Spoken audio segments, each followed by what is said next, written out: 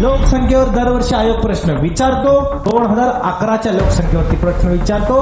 या ध्यासच्या प्लॅटफॉर्मवर प्रत्येक गोष्ट शिकवली जाते, प्रत्येक ट्रिक्स तुम्हाला शिकवली जाते. हाऊ टू टॅकल क्वेश्चन हे शिकवलं जातं. नमस्कार, जय हिंद विद्यार्थी मित्रांनो, मी सागर साळुंके स्वागत करतो तुमचं ध्यास स्पर्धा परीक्षा केंद्र या युट्यूब चॅनलमध्ये. विद्यार्थी मित्रांनो, येणाऱ्या कंबाईंड ग्रुप बी साठी सर्वांना हार्दिक शुभेच्छा. आणि त्या एक्झाम मध्ये जिओग्राफीचे प्रश्न कसे टॅकल करायचे, एकूण विद्यार्थी मित्रांनो 10 प्रश्न येतात आणि 10 पैकी आपल्याला 10 कसे घ्यायचे हे आपलं टार्गेट असेल.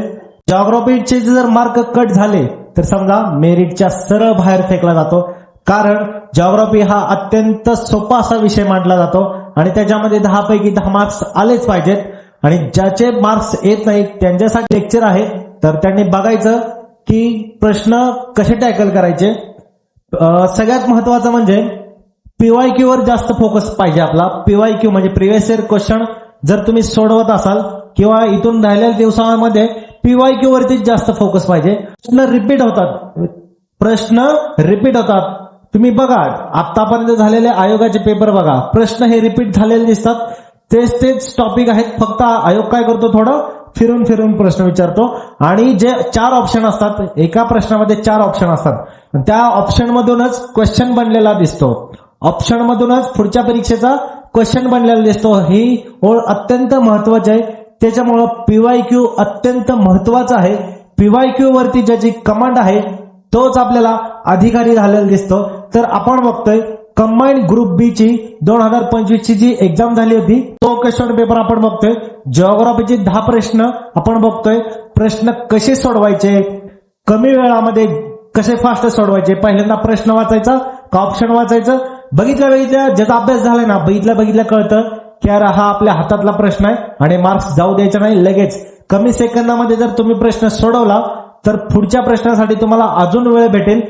होतं काय, मॅथ रिझनिंगचे क्वेश्चन सॉल्व्ह होत नाही का, टाइमच पुरत नाही ना तेवढा. मग टाइम जर जास्त पाहिजे असेल तर जिओग्राफी सारखे सब्जेक्ट जे आहेत हे काय करतात, कमी वेळेमध्ये लगेच उत्तरापर्यंत आपल्याला पोहोचवतात. त्याच्यासाठी आपल्याला काही ट्रिक्स माहिती असले पाहिजेत, काही गोष्टी माहिती असल्या पाहिजेत आणि ते आपण ध्यासच्या माध्यमातून आपल्यापर्यंत पोहोचवणार आहोत. तर आपण बघूया प्रश्न कसे सोडवायचे. तर चला बघूया पहिला प्रश्न.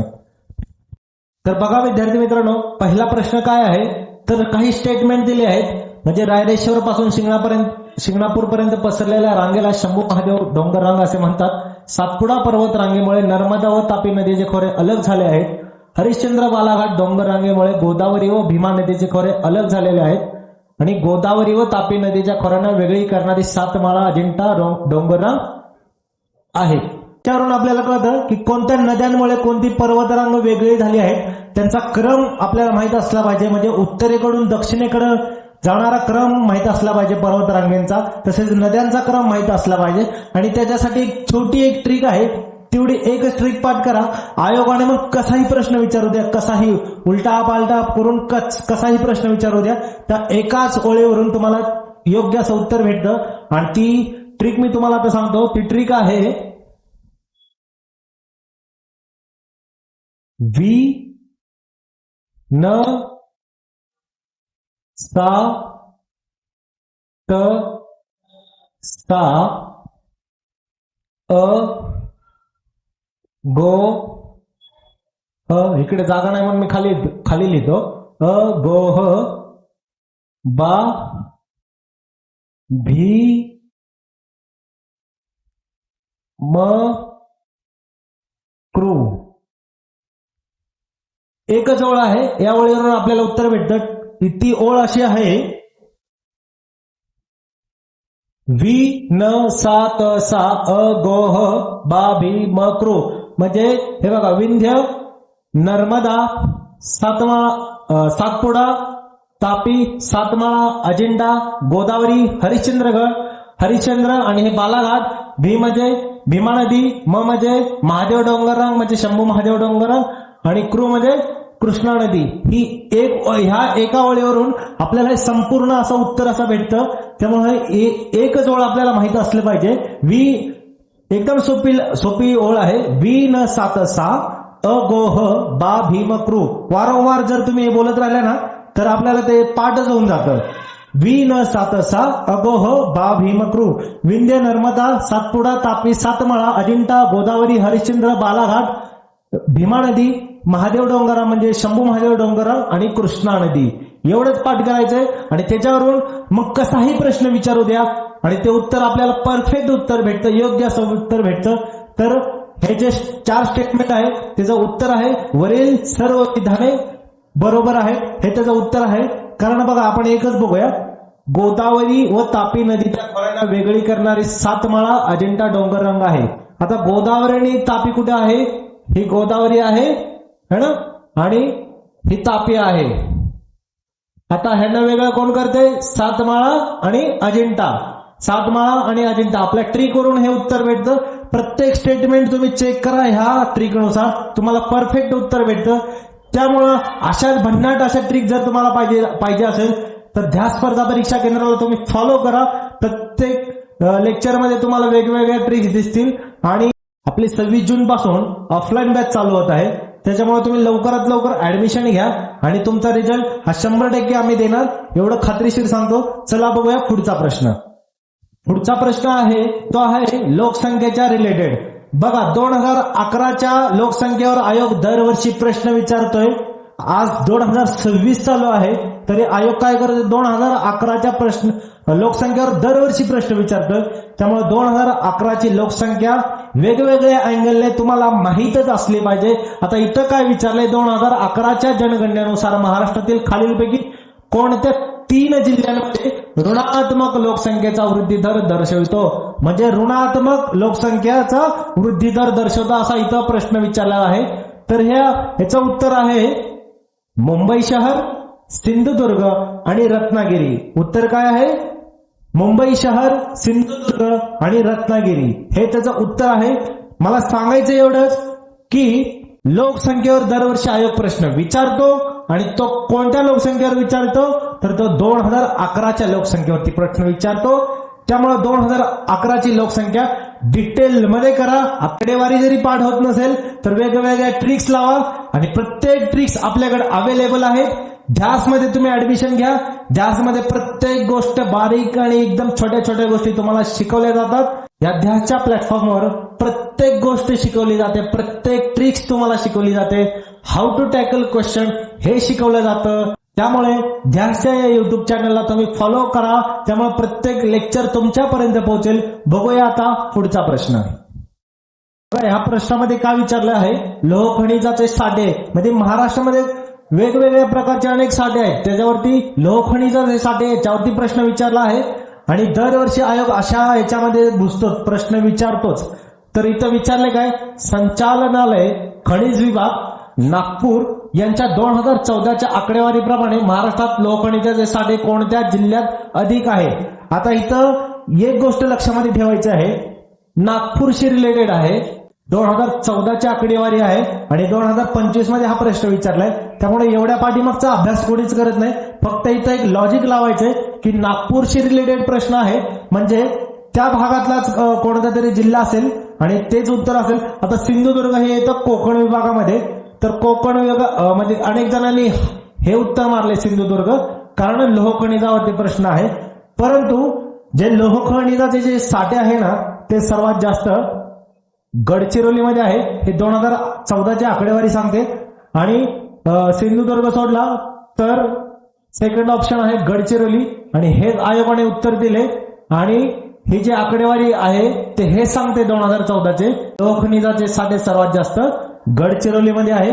खनिजाशी रिलेटेड जर काही प्रश्न आले आणि त्याच्यामध्ये जर गडचिरोली हा ऑप्शन असला तर गडचिरोली हे उत्तर 100% असतं. कमी वेळेमध्ये लॉजिक लावून त्या उत्तरापर्यंत पोहोचायचं असतं. चला तर मग पुढचा प्रश्न. आता इथं जोड्या जुळवावरती प्रश्न विचारला आहे विद्यार्थी मित्रांनो. आता इथं बघा काय विचारलंय? कोपेनचे हवामान आणि हवामानाचे प्रकार. म्हणजे कोपेनने सांगितले हवामान आणि त्याचे प्रकार. आता कोपेन आणि डॉक्टर त्रिवार्ता.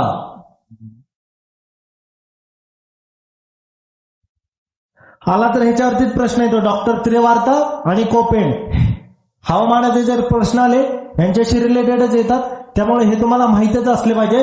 आता डॉक्टर त्रिवार्ता ह्याची ट्रिक अत्यंत सोपी आहे हवामानाशी रिलेटेड आणि कोपेनची पण हे तुम्हाला कधी भेटेल जर तुम्ही ध्यास सोबत जर जोडलेला असाल तरच तुम्हाला ह्या गोष्टी बघायला भेटतील. आपण हे आपल्या लेक्चरमध्ये शिकवलंच आहे आणि अजून पुढच्या लेक्चरमध्ये अजून शिकवणार आहे डिटेलमध्ये. तर आपण ह्याचं उत्तर बघूया.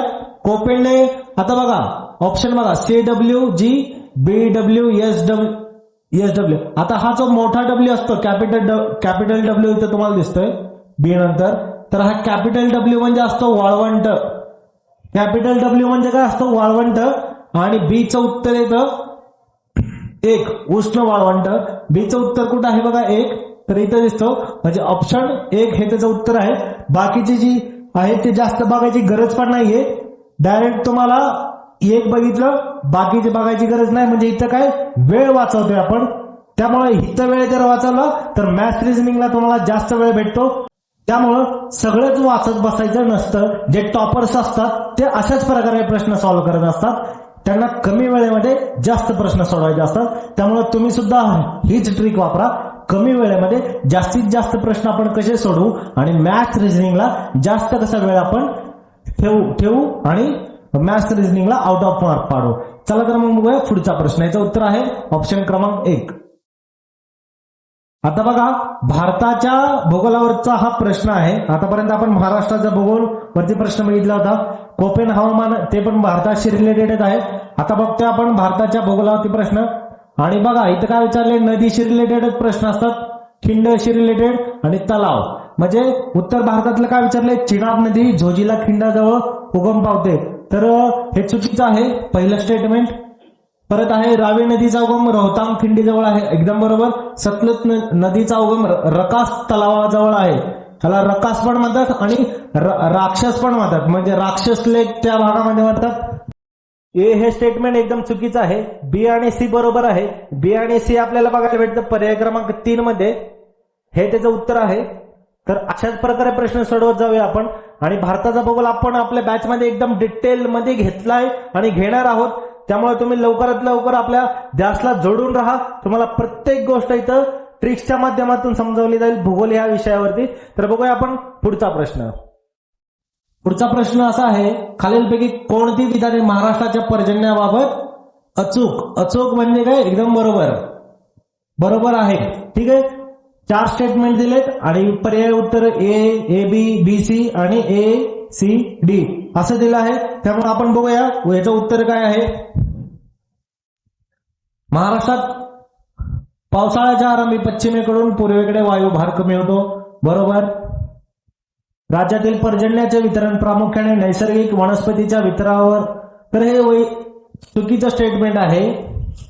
नैसर्गिक वनस्पतीच्या वितरणावर अवलंबून असल्याचे आढळते, तर चुकीचं स्टेटमेंट आहे. तिसरं स्टेटमेंट आहे, नैऋत्य मोसमी वारे घाट माथ्यावरून पूर्वेकडे जातात तेव्हा त्याची बाष्पधारण शक्ती वाढते, एकदम बरोबर. विदर्भामध्ये पश्चिमेकडून पूर्वेकडे पावसाचे प्रमाण वाढत जाते, बरोबर.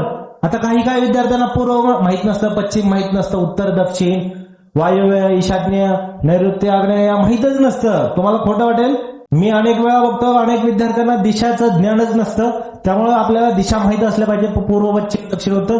तर ह्याचं डायरेक्ट उत्तर सांगतो, पर्याय क्रमांक 4 हे त्याचं उत्तर आहे.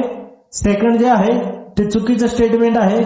का आहे कसं आहे आपण डिटेलमध्ये आपल्या बॅचमध्ये घेणार आहोत आणि घेतोय सुद्धा. त्यामुळे तुम्ही ध्यासशी जोडूनच राहा.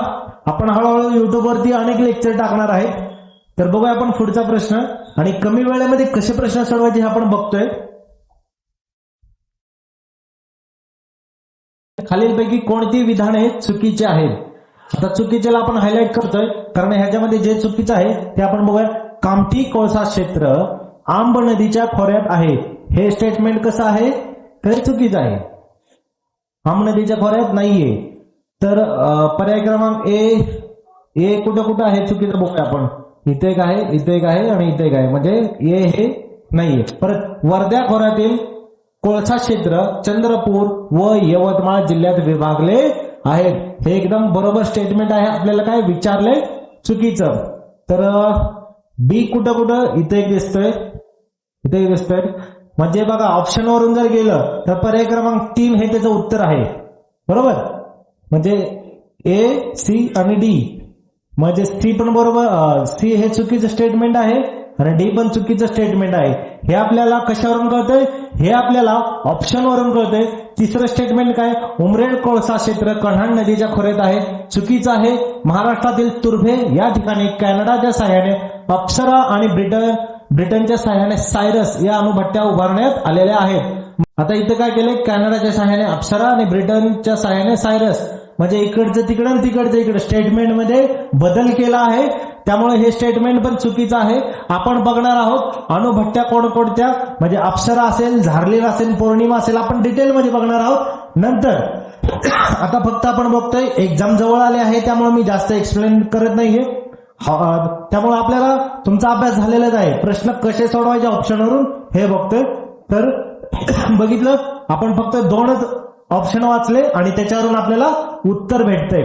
खालचे ऑप्शन वाचायची गरजच नाहीये, त्यामुळे इथं वेळ वाचतोय. तर बघूया आपण पुढचा प्रश्न. आता पुढचा प्रश्न काय आहे? पाणलोट क्षेत्र विकास कार्यक्रमाचे खालीलपैकी कोणते उद्देश आहेत? है ना, उद्देश. आता इथं बघा विद्यार्थी मित्रांनो, इथं तुम्ही असं पुस्तकात हे वाचलेलं पाहिजे असं गरजेचं नाही. इथं तुम्ही लॉजिक लावून सोडू शकता असा हा प्रश्न आहे. आता पहिलं स्टेटमेंट काय? भूमी उपयोजन आणि उत्पादनात पर्याप्त वाढ करणे हे उद्देश आहे का? बरोबर, उत्पादनात पर्याप्त वाढ करणे असू शकतं. म्हणजे आपण चांगल्या कामासाठीच विकास कार्यक्रम हाती घेतो. दुसरं काय? वाहत्या पाण्याला नियंत्रित करून भूमीचे क्षरण थांबवणे हे पण बरोबर नाही.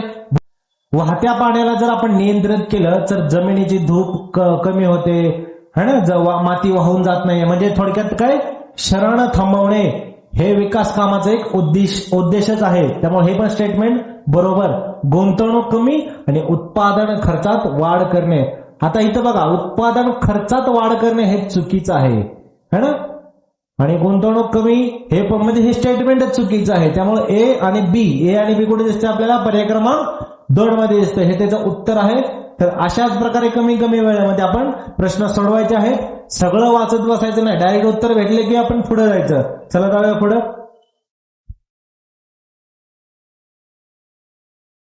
आता बघा हा प्रश्न कसा आहे? हा नॉलेज बेस्ड क्वेश्चन आहे. म्हणजे हे तुम्हाला माहितच असले पाहिजे. जेव्हा तुम्ही पुस्तकं वाचलेलं असतात तेव्हाच या गोष्टी तुम्हाला समजल्या जातात. आता पहिलं स्टेटमेंट काय? महात्मा फुले कृषी विद्यापीठाचे डाळिंब तंत्रज्ञान संशोधन केंद्र लखमापूर येथे आहे. तर हे स्टेटमेंट अगदी बरोबर आहे. दुसरं स्टेटमेंट काय आहे? दुसरं स्टेटमेंट आहे फुले यशोदा गव्हाचे वाण महात्मा फुले कृषी विद्यापीठाने 1998 मध्ये विकसित केले का? नाही, हे चुकीचं आहे. महाराष्ट्र कृषी विद्यापीठाचे कार्यालय मुंबई येथे होते विचारले, त्यामुळं हे स्टेटमेंट पण बरोबर आहे. बी स्टेटमेंट हे चुकीचं आहे. ए आणि सी. हे बघा विद्यार्थी मित्रांनो, हा नॉलेज बेस्ड क्वेश्चन आहे. ह्याच्यामध्ये आपण ना ट्रिक वापरू शकतो नाही काही. इथं नॉलेज असणंच गरजेचं आहे. त्यामुळे अनेक जणांना वाटतं की 2025चा कंबाईन ग्रुप बी चा पेपर जिओग्राफीचे प्रश्न आउट ऑफ बॉक्स गेला होता. म्हणजे जो ट्रेंड चालू होता आतापर्यंतचा, तसं न विचारता आयोगाने थोडं बाहेर गेला आहे. विद्यार्थी मित्रांनो, असं नसतं. दरवर्षी आयोग काय करतो? एक सब्जेक्ट हा दाबतच असतो, हार्ड क्वेश्चन टाकतच असतो. कारण काय होते, आजकाल मेरिट खूप मोठ्या प्रमाणात वाढत आहे. त्यामुळे आयोग काय करतोय? दरवर्षी एक विषय असा आयोग काय करतो? हार्ड क्वेश्चन टाकतो. कसाही येऊ द्या प्रश्न, आपण तो प्रश्न कसा टॅकल करायचा हे आपण बघत आहे ह्या स्पर्धा परीक्षेच्या व्यासपीठावरती. तर बघूया आपण पुढचा प्रश्न कसा आहे. खालीलपैकी कोणते विधान दिलंय का? इथं विधान जर दिलेलं असतं तर एक स्टेटमेंट, आणि ते विधाने दिले म्हणजे अनेक स्टेटमेंट आहे ना. त्यामुळे आता इथं विचारले काय? नदीच्या रिलेटेड विचारले. बघा, महाराष्ट्रातल्या नदीवरती प्रश्न दरवर्षी असतो. त्यामुळे नदीवरती तुम्ही जाता 2-3 दिवस राहिले, जाता तुम्ही नदी एवढ्या डिटेलमध्ये करा. आता आपण बघूया ह्याचं उत्तर काय? वैतरणा आणि तानसा उल्हास नदीच्या उपनद्या आहेत. आता हे कोकणातल्या नद्या आहेत, तर हे चुकीचं स्टेटमेंट आहे. खानापूर पठाराच्या दक्षिणेला कृष्णा नदीचे खोरे आहेत, एकदम बरोबर. मन्याड नदी खोरे गोदावरी नदी खोऱ्यात आहे, हे पण स्टेटमेंट बरोबर आहे. बी आणि सी हे त्याचं उत्तर आहे. पर्याय क्रमांक 4 हे त्याचं उत्तर आहे. कमी वेळेमध्ये जास्तीत जास्त प्रश्न कसे सोडवायचे हे आपण ध्यास स्पर्धा परीक्षा केंद्रामध्ये आपण बघणार आहोत. जर तुम्हाला हे आमचे व्हिडिओ आवडत असतील तर आपल्या व्हिडिओला तुम्ही लाईक करत जावा, शेअर करा आणि येणाऱ्या एक्झामसाठी पुन्हा एकदा ऑल द बेस्ट. भेटूयात पुढच्या लेक्चरमध्ये. थँक्यू. जय हिंद.